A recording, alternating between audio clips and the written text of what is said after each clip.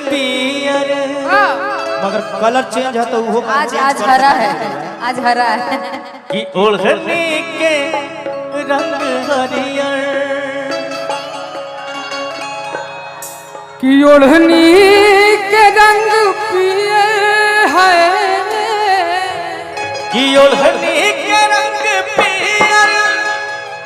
अरे जादू चला रहल बा,